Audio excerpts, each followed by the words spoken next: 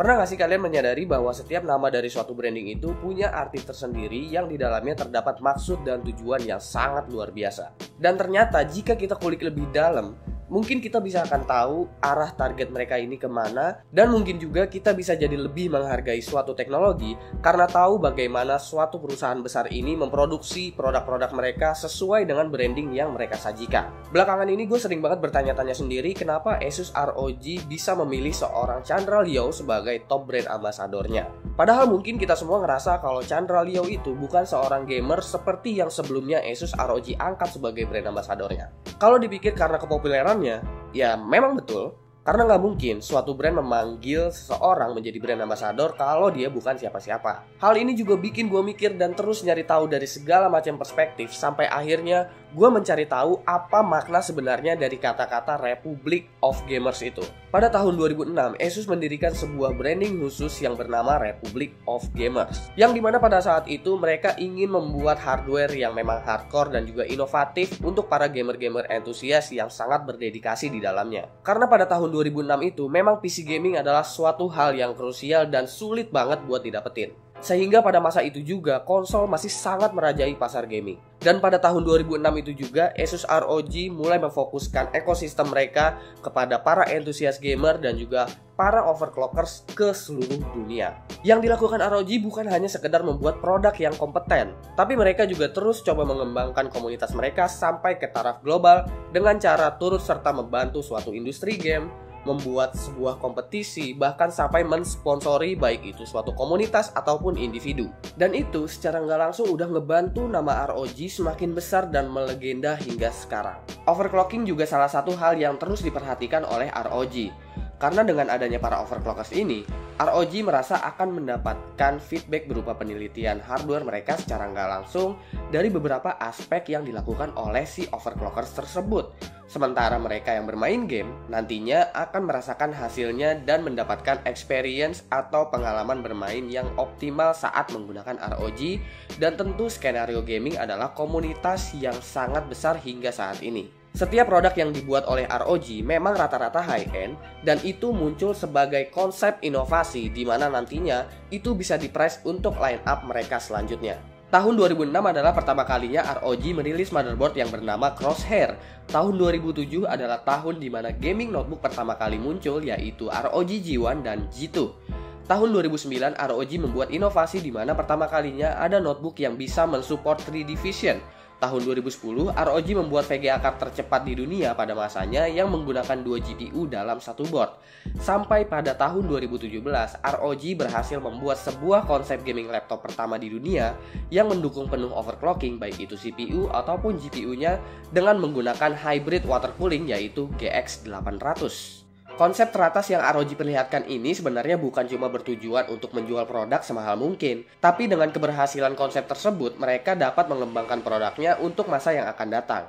Atau paling enggak, akan ada line up di bawah konsep tersebut yang akan memiliki salah satu kemampuan eksklusif dari konsep tersebut. Hal ini juga tentu nggak hanya ROG sendiri yang melakukannya, perusahaan sebesar Intel juga sering banget ngebantu agar konsep yang ROG buat bisa terrealisasikan.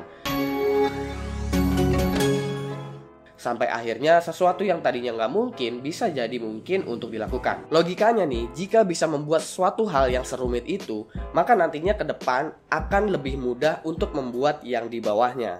Itulah kenapa biasanya kita temuin produk high-end lebih muncul duluan ketimbang yang entry levelnya. Kata-kata gamers di dalam ROG memang bagi gua adalah bukan mengarah kepada mereka yang memainkan game 3D. Maksudnya adalah seperti game AAA, game e-sport, atau game casual sekalipun. Tapi kata-kata gamers ini memang menurut gua adalah lebih mengarah kepada hal yang lebih luas. Dimana tujuan utama sebenarnya Republic of Gamers ini memang untuk menjadikan siapapun dia yang sangat entusias terhadap hobi mereka. Karena pada dasarnya apapun hobi kita, pasti kita melakukan itu seperti sebuah permainan atau game. Mereka yang hobinya overclocking mungkin akan menganggap 3D Mark itu sebagai suatu game mereka, karena mereka senang banget untuk tuning hardware dan mereka akan merasa senang banget kalau mereka mendapatkan skor benchmark setinggi-tingginya. Mereka yang seorang profesional gamer juga akan merasa senang jika target mereka tercapai nantinya. Apakah itu namatin suatu story game atau menjadi juara pada suatu kompetisi. Dan ini adalah hal yang akhirnya gue menemukan jawaban kenapa seorang Chandra Leo bisa menjadi top brand ambassadornya Asus ROG. Karena dia adalah seorang profesional vlogger, filmmaker, atau bisa kita sebut content creator. Yang dimana ia merasa bahwa membuat suatu karya berbentuk video adalah gamenya. Dia akan merasa senang jika karyanya ini nanti bisa diapresiasi sama banyak orang. Dan itu semua sekarang bisa dilakukan dengan ROG, bahkan hanya dengan sebuah notebook. Notebook ROG terbaru yang dirilis kalau dilihat emang mendukung para editor, desainer, atau content creator. Karena semua line up-nya punya sesuatu yang sangat memungkinkan mereka untuk menjalankan skenario penggunaannya, yaitu layar bertipe IPS yang semuanya memiliki tingkat akurasi warna yang sangat baik dan itu dibutuhkan oleh mereka, alias bukan hanya sekedar menjual spek. Dan sama seperti yang ROG dulu lakukan, sekarang ini ROG udah mulai masuk ke suatu komunitas lain yang dapat mereka support untuk bisa mengembangkan produknya lebih baik lagi kepada segmen level yang juga berbeda. Itu sebabnya saat ini mungkin kita ngelihat ROG udah banyak banget berkolaborasi dengan banyak sekali konten kreator, khususnya di Indonesia. Bukan hanya dengan maksud tujuan promosi, tapi mereka menginginkan feedback langsung dari mereka semua, mengumpulkan informasinya, dan sampai akhirnya bisa membuat produk yang lebih baik dan lebih inovatif lagi untuk kedepannya nanti. Asus sudah berhasil membuat suatu kesatuan besar dari beragam ekosistem yang dimana hampir rata-rata memang diambil dari para entusias dan para profesional. Sehingga hal tersebut seakan-akan udah menjadi sebuah kesatuan republik yang saling bahu-membahu. Agar perkembangan teknologi mereka bisa semakin maju dan berkembang pesat. Dan itu yang udah dibuktikan oleh Asus bahwa Republic of Gamers mereka mampu bertahan dan tetap menjadi salah satu pilihan terbaik hingga saat ini. Nah, dengan dibuat kontennya seperti ini dari gua, semoga kalian semua bisa jadi tahu kenapa suatu company ini masih bisa bertahan dan terus memberikan inovasi buat kita semua. Dan semoga kita jadi lebih tahu maksud dan tujuan suatu produk itu dibuat untuk apa, dan kita jadi lebih menghargai bagaimana perkembangan teknologi ini datang untuk kita. Kalau kalian tertarik dengan pembahasan-pembahasan seperti ini, silahkan komentar di bawah. Siapa tahu kedepannya nanti kita akan bikin pembahasan-pembahasan kayak begini lagi di video berikutnya. Oke, jangan lupa like, share, dan subscribe jika video ini bermanfaat buat kalian semua. Follow sosial media gue, itu ada di description. Gue Suki, dan seperti biasa, sampai jumpa di lain kesempatan.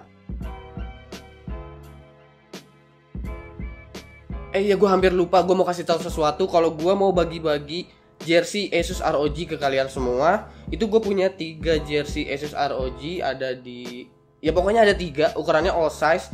Dan buat kalian yang pingin Asus ROG jersey ini, kalian cukup subscribe channelnya Asus ROG Indonesia. Linknya gue taruh di deskripsi.